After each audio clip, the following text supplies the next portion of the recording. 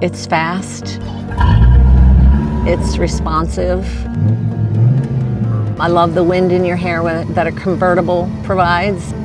It's just a fun car to drive. Definitely is not for the faint of heart. When I first got it, I was a little intimidated by the power. Part of the impetus for getting the car was my diagnosis. In late 2023, I was having some difficulty taking a deep breath. I had an appointment for an annual physical with my primary care physician. And at the end of that appointment, she just said in passing, "Is there anything else you're concerned about or want to talk about?"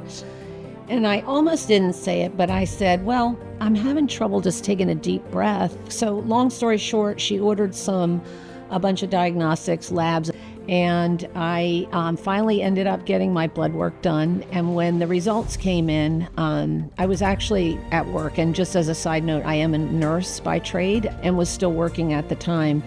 And my labs dropped into my chart, and I looked at one of the results, and it was an indicator for a possible blood clot in my lung. I wasn't really feeling bad. I just wanted to get it checked out. So I went to the emergency room at Baltimore Washington Medical Center. Well, I have some good news. It's not a blood clot. The bad news is it's a tumor. So I had the bronchoscopy with the biopsy.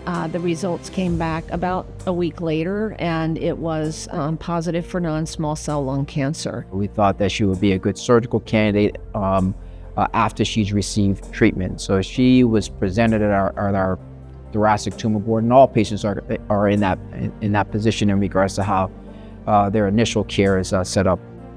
He thought that if we could do some chemotherapy and reduce the size of the tumor, we would not need to take out my whole right lung. And I said, that sounds good to me.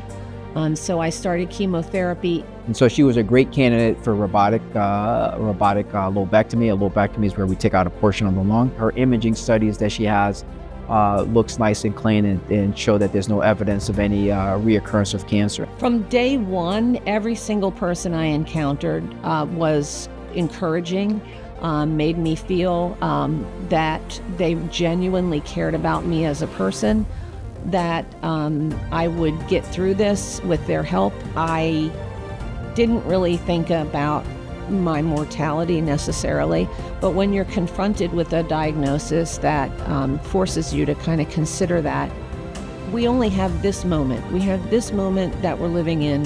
And so we need to seize this moment and enjoy it.